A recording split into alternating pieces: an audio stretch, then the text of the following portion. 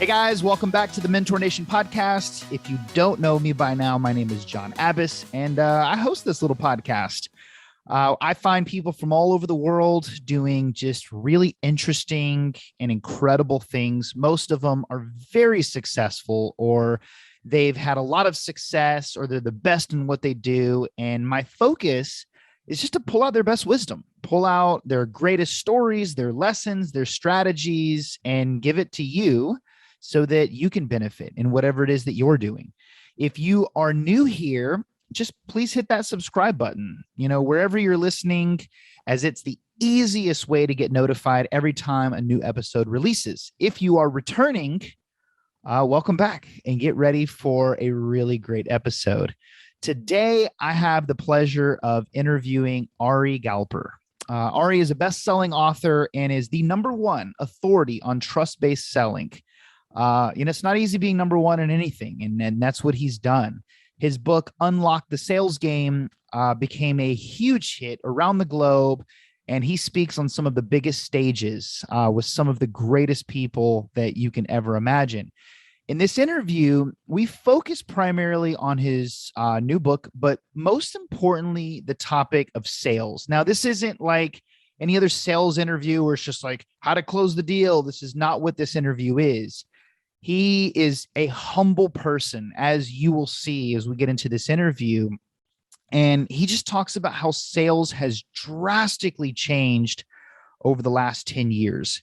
The days of being aggressive and pushy are long gone.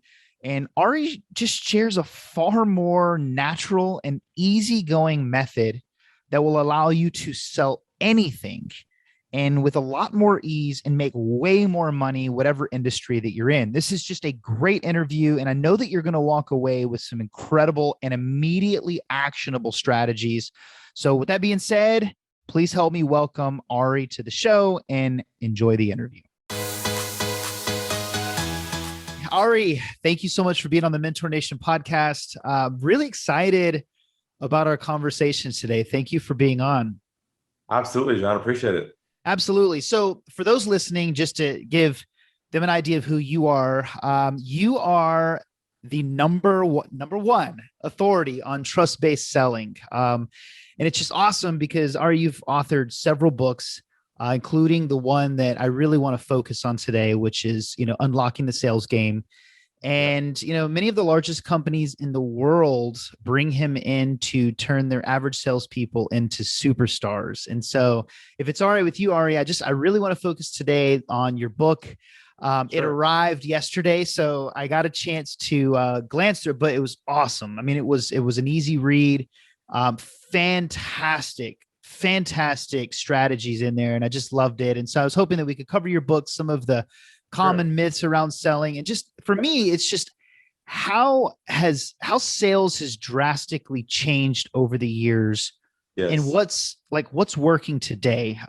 But first, I always want to get into the person behind the talk. So can you just share a little bit about your story, what led you to becoming an entrepreneur, especially in, the arena of sales? Yeah. Well, first of all, I'm from California, originally from San Diego, grew up in the LA area. And then my wife, who's from Sydney, Australia, about 20 years ago, she was working in Los Angeles. We actually met on a dating site there, pre-swiping, just a picture and some profile text. She emails me.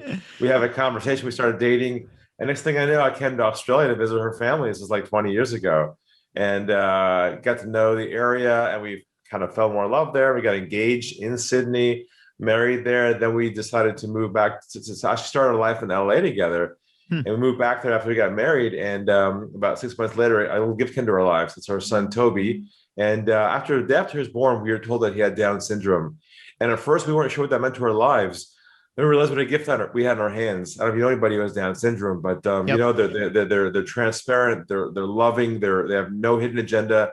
They're amazing people. And so I was so inspired by the way he used the world. I wrote a book about him called Lessons from Toby.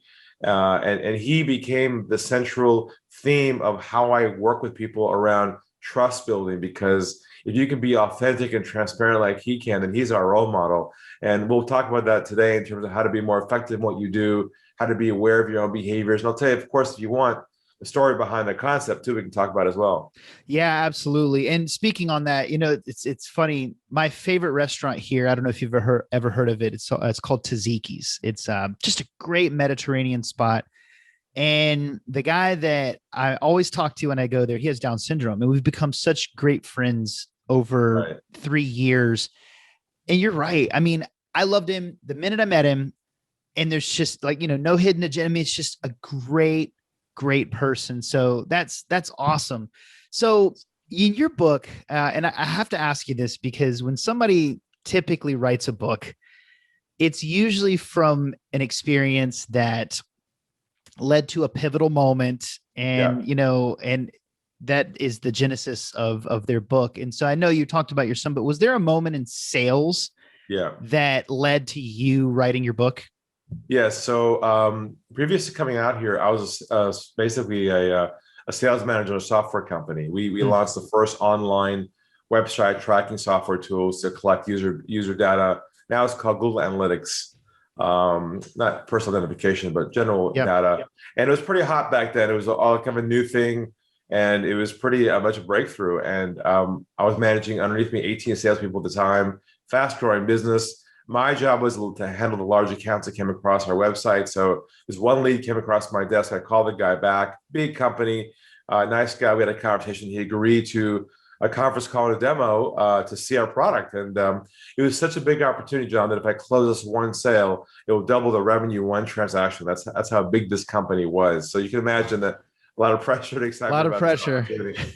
But I stayed my calm self. And the day finally came, 4 o'clock in the afternoon, Friday.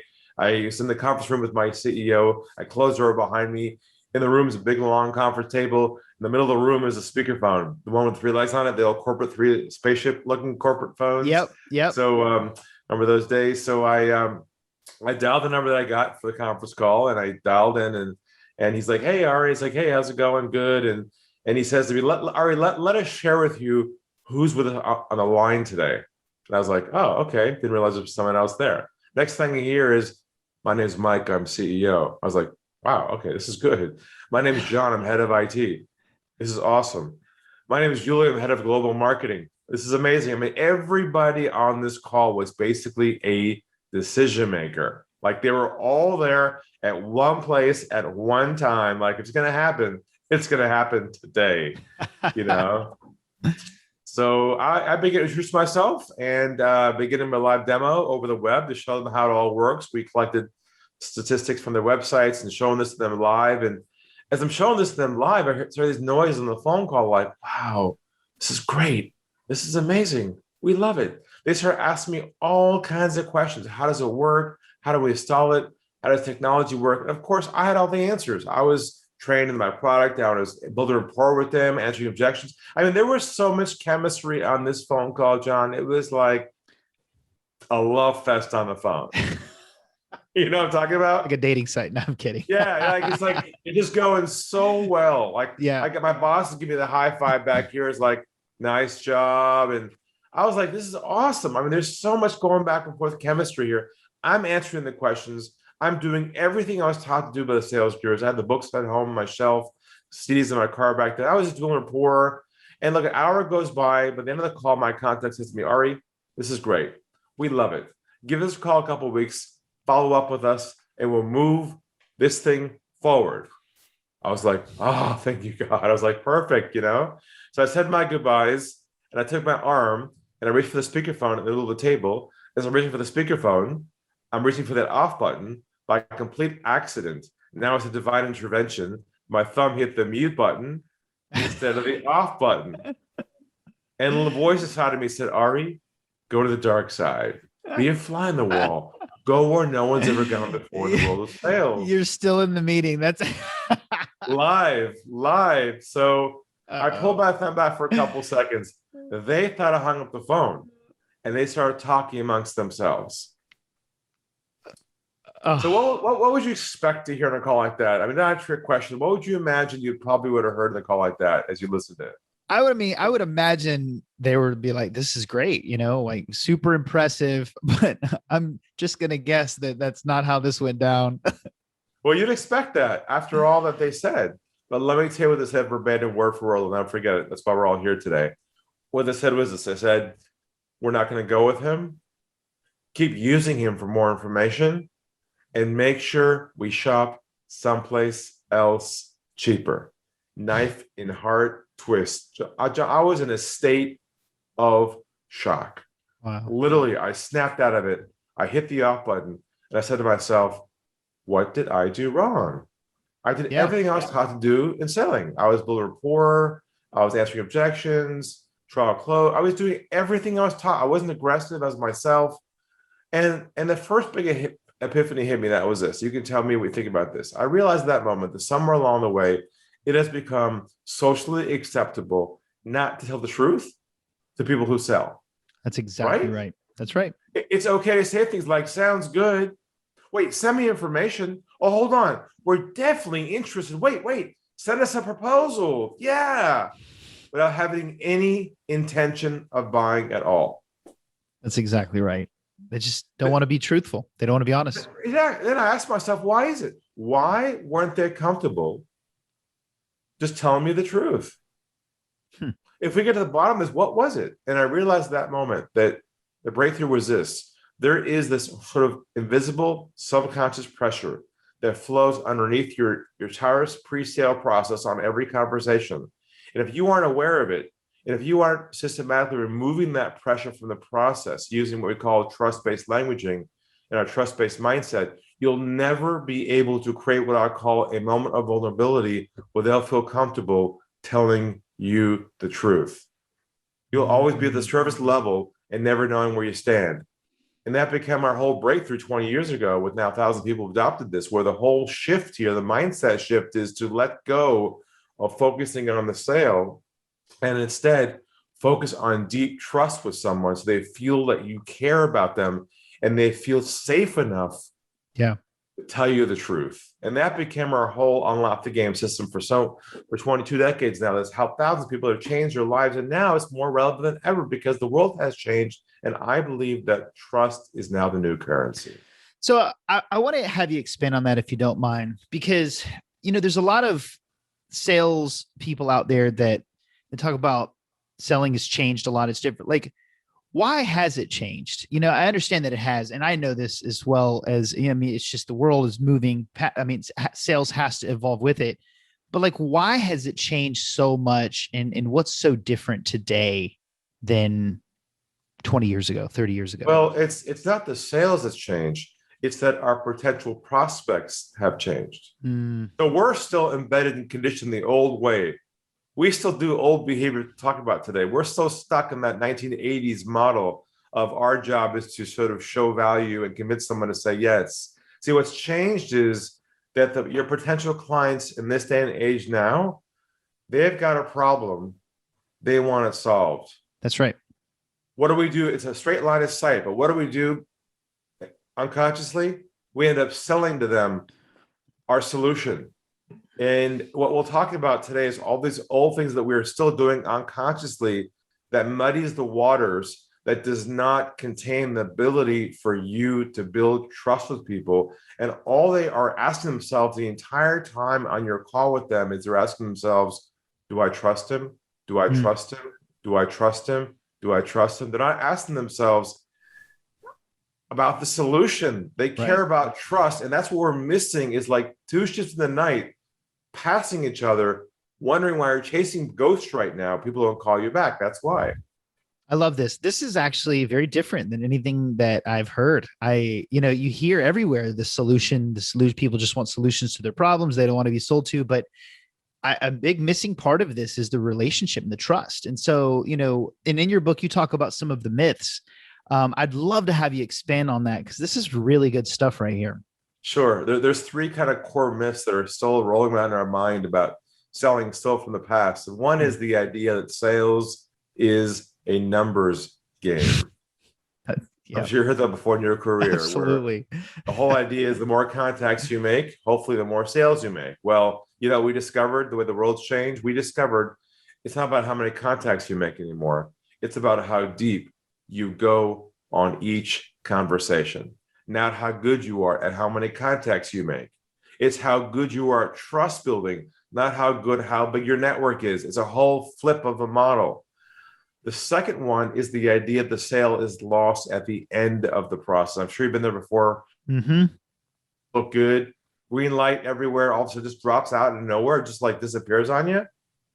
Well, we discovered in our research that the sale is not lost anymore at the end of the process. It's now lost at the beginning. It's lost at hello. And I'll prove it to you right now in a fun way. If someone calls your office tomorrow morning, you pick up the phone and you hear, hi, my name is, I'm with, we are a, what goes through your mind in about 3 seconds? Already lost me. How can I get off the phone and hang up? Yep. It's over at hello, isn't it? That's right.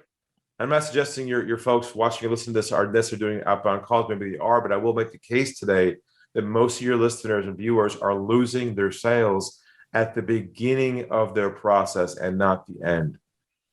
That's interesting. You know, I can't tell you how many people like need this. I mean, because a lot of the listeners here in real estate, and my wife's a realtor.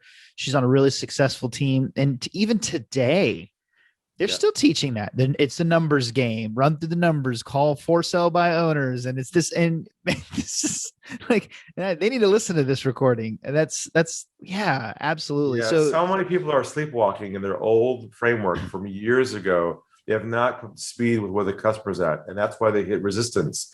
That's why they chase what I call ghosts.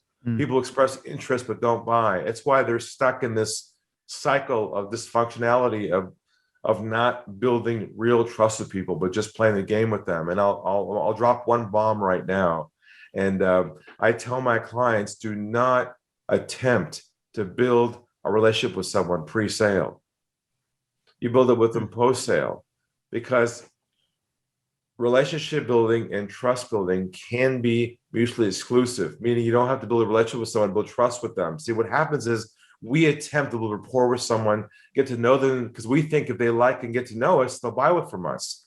But that's all fake relationship. They don't really care about you. And we're just like, oh, how's it going? Nice to meet you. Love your shoot. See, we're so used to this whole laying in thick and hoping somehow that will just excite them to work with us because they like us. Well, the reality is they don't want to like you. What they want to know is you can solve their problem and that you can build trust with them. And that's a whole shift in thinking, because most people in real estate, financial advisors, have been taught by their old gurus that their job is to build relationships and then hope that just sort of just galvanizes the process from there.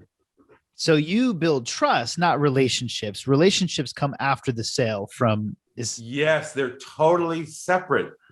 You can build deep trust with somebody without becoming their friend. It's kind of like a doctor-patient relationship, right? Yep. When you go see a doctor, they're not attempting to build a rapport with you. Now, that bedside manner, yeah. But see, the problem is if they try and do that with you, it's going to be harder for them to tell you the truth, because they got to go through social norms and all these things that are uncomfortable. And to do their job right, they've got to diagnose the problem and make recommendations, but they cannot prescribe to you solution unless they feel there's a line of sight to do that. And in fact, I'm working on a bumper sticker right now. It's got 4 words on it. You know what that's going to say? Well, I was thinking when you were saying, I was thinking fake news when you're talking about all the sales. fake news, but that's not 4 words. So actually, it's going to be, doctors don't do coffee. I like that. I like the alliteration there too. That's awesome. And the last myth is the idea that rejection is part of the sales game. If you can't take a no, if you aren't tough enough, if you don't have resilience, if you can't get out there and have self-confidence to push through the rejection, you're not made for success. Yep. That came from the old sales manager who got beat up a lot and got rejected and just got back out there and got beat up again, made a couple sales and said, hey, if you're not tough enough, you're not made for the game. Well, guess what we figured out? We figured out rejection actually is triggered by certain things you say and do subconsciously that cause the other person to put their guard up, forcing you to push through. And I'll share with you in a few minutes. Yeah. Those triggers that'll probably blow you away and your listeners away. Man, I want to go ahead and get into the triggers. I have one quick question and then I want to get into the triggers.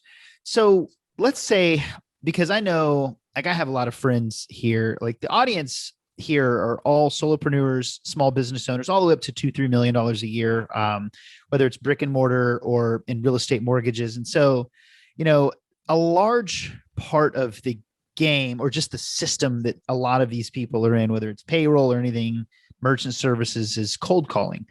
And so I wanted to ask you this question before we even got on here today, is like, how do you develop trust when you have to cold call people? Like, is there a strategy, a technique when like your job, it's like, it's set, you're cold calling 100 dials a day or whatever their system is, but like what advice would you have for them? Well, they're probably doing stuff like what? When the phone rings, you're saying, hi, This my is name Mike is, with. how you doing today? You got a couple of minutes? Did I catch you at a bad time? See, they're doing. That's exactly. They're sleepwalking through old techniques and behaviors that shut them down at hello, and they don't even know it. So let's walk through our unlock game trust business way. So here's how you enter a call. It starts with this. Hi, Mark. Make a name. This is Ari. And I'm hoping you can help me out for a moment. Yeah. What can I do? That's exactly what the response is 100% of the time, which is, how can I help you? That's called a two-way dialogue at hello. That's how you create a connection without the wall going up at hello. See, we're so used to this formal introduction and just, you have a couple seconds, I get you the bet. See, we're so walking on eggs on these calls. When you start with, I'm hoping you can help me out for a moment, they don't know if you're an investor, the IRS, the CEO, or their neighbor, or the police department. They're going to have to say, how can I help you? Which is how normal people talk to people in the old days. When you want, it's like, that's the basic level. And you have to say it with an easy, slow cadence. It can't be, hey, I hope you can help me out for a minute. That's all the people do in the beginning. They change the words around. They get all salesy. It's got to be like this. I'm hoping you can help me out for a moment. That's perfect. Because that draws them in, because they're listening and they're going, this person actually needs some help, which they do. We're not sure we can help them yet. It's all authentic. It's not some technique. It's the truth. The mindset is, we don't know if we can help each other or not. Then from there you say, I'm just giving you a call to see if you'd be open. We'll talk merchant services. Just some different ideas and insights on how to see if you are currently overpaying on your credit card fees when you're processing your sales. Man, Ari, we could have just ended the podcast right here. I think everybody just needed to hear that, but we can't, because we have to get into the triggers, because I want to know that. So before I pivoted and shifted directions, but because I was really interested in what you're saying there with rejection and the things that trigger that rejection. Can you elaborate a little bit on that and get into some of that?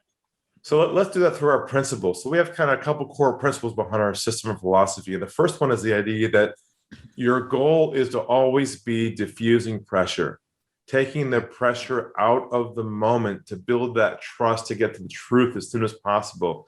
And one of the triggers of rejection is languaging, the words that you use, the phrases. So we developed our own, what we call proprietary trust-based languaging, not scripting, but phrases that can create deep connection with people very early on in the process. Let me give you an example of this. Let's say you're having a first call with somebody over the phone, a potential qualified contact, and it's good rapport. You can help them. There's some good chemistry.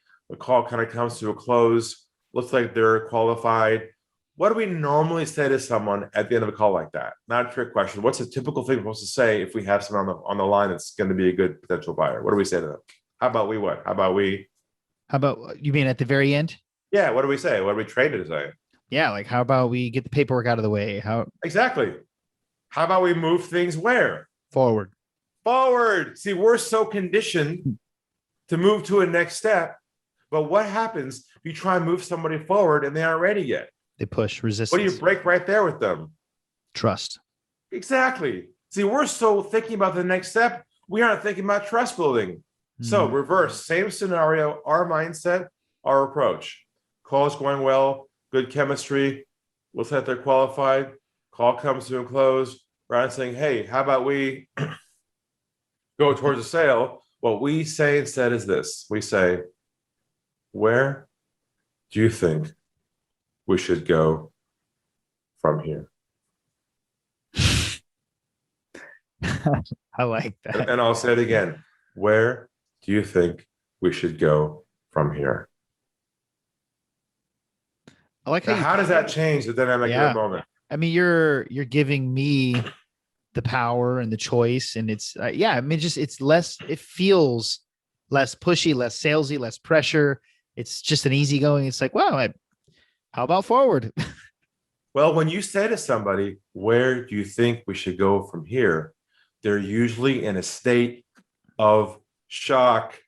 Yeah. They can't believe someone asked you to ask them what they want to do. It's unheard of. It's so unusual that they're like, I've got one more question.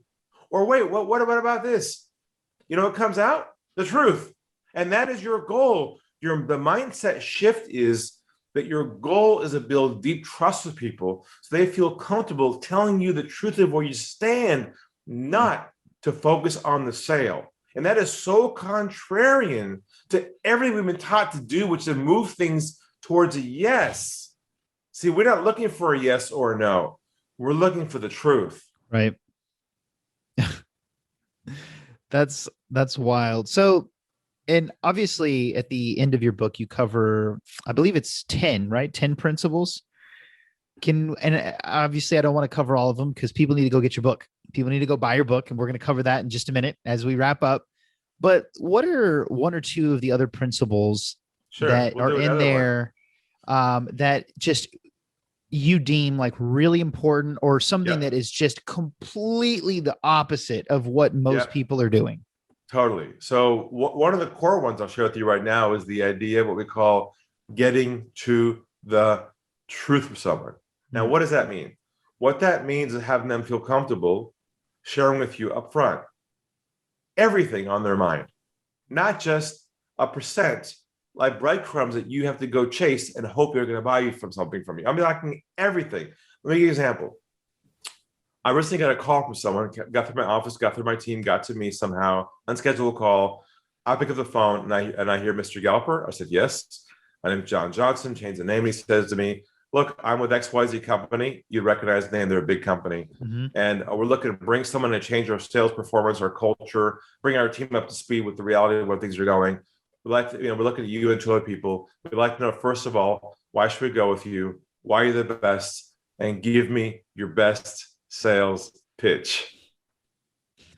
No pressure. To me, of all people, right?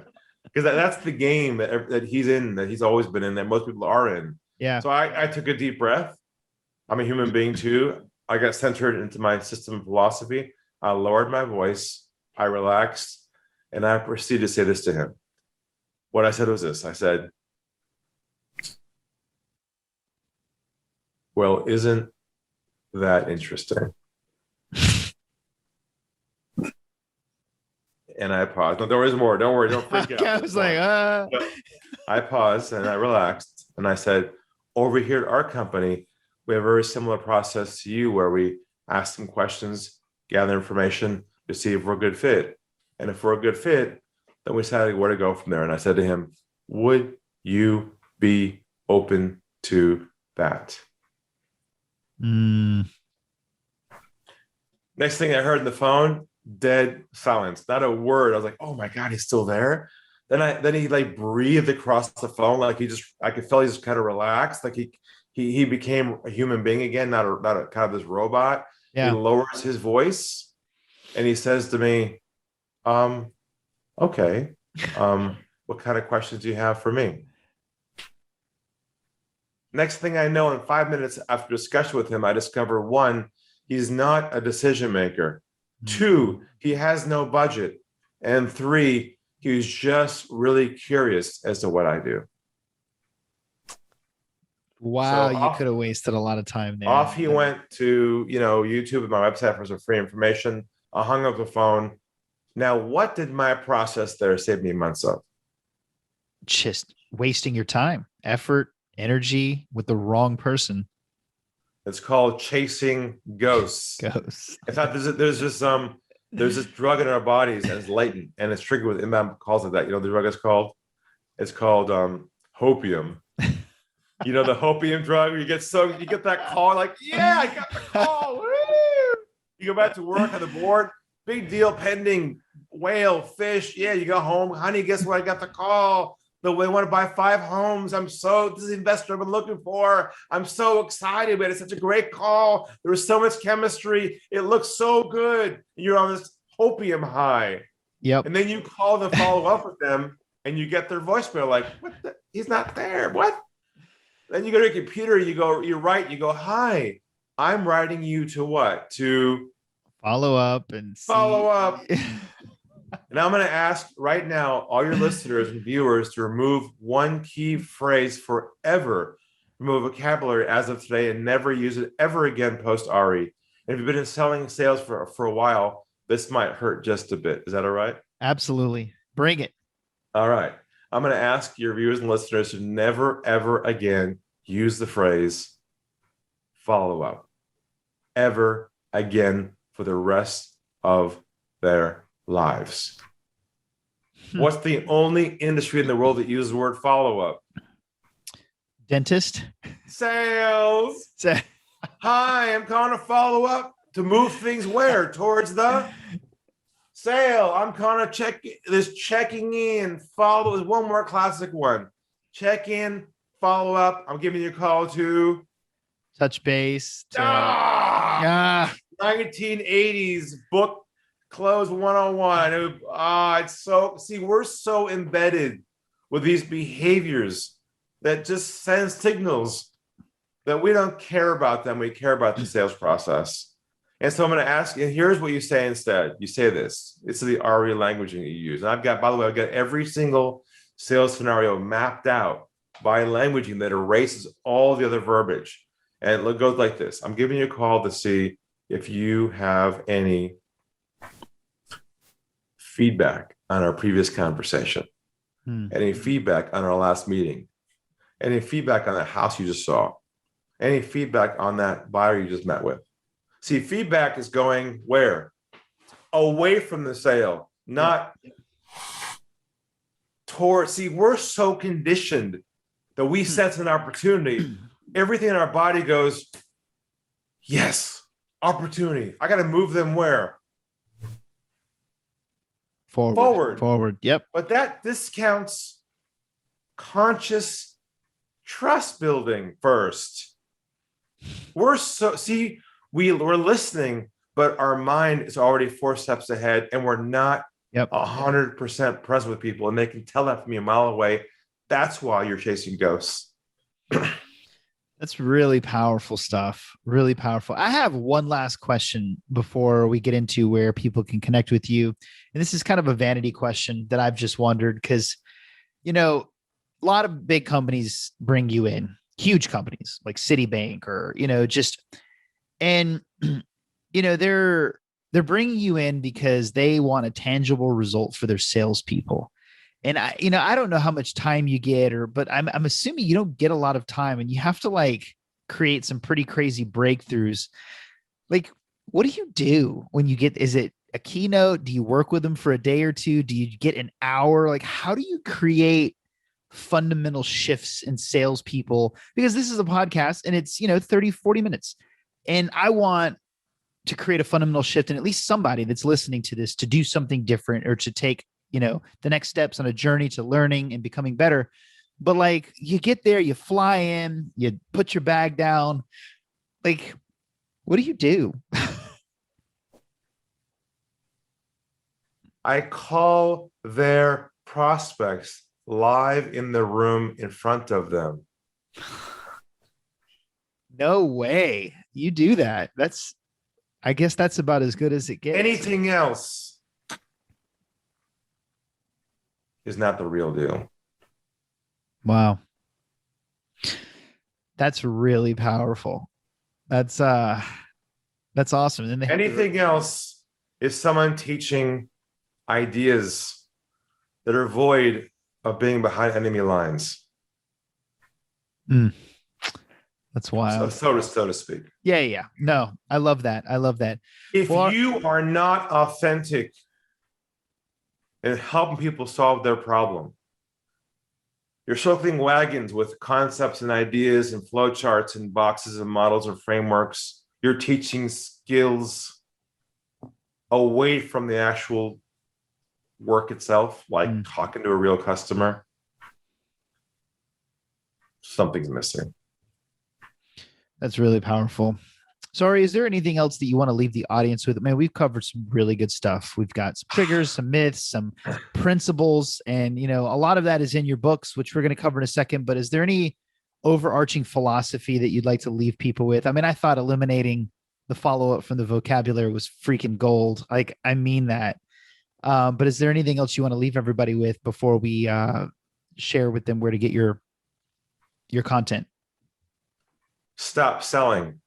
Start focusing on how to build deep trust with people. It's a different skill set. Got it. I love it. So, Ari, where can people not only get your books, but where can people follow your most up to date? Because I'm sure, obviously, being in sales, you have a place where people can get access to some of your content. And then there's the next steps and the next steps. So, are your books on Amazon? Yeah. And also you can go to unlockthegame.com, which is the starting point. We have an intro course there for free, and my books are there. And also we offer a free consultation. By the way, just for fun, try one of those and see what it's like not to be given a sales pitch, not to be made an offer, and not to be given the next step. Just experience what it's like to talk to somebody who focuses on you and not the next step. Just experience that for yourself. And also reach out to me on LinkedIn, send me your private message, tell me hello, and tell me what you learned from today that you found helpful. Awesome. Well, I just want to thank you for your time. You shared more wisdom in 35 minutes than almost anybody I've ever had on here. I mean, this was an action-packed, there's a lot of people that have great stories, incredible philosophies that shift perspectives, but rarely do you have an episode where it's like, okay, I can take this, and this, and I can go use it now to make more money and to build more trust and get more relationships and clients. So I just want to say thank you for your time. And that's just the tip of the iceberg. If you had access to what I have behind the scenes here, you would flip out. I can't wait. I guess I'll start with unlockthegame.com. Do that. And I'm working on a new book too, coming out next year called The One Call Sale, coming out soon. So we'll talk about that when the time comes. I love it. Thank you so much for your time, Ari. Appreciate you. All right.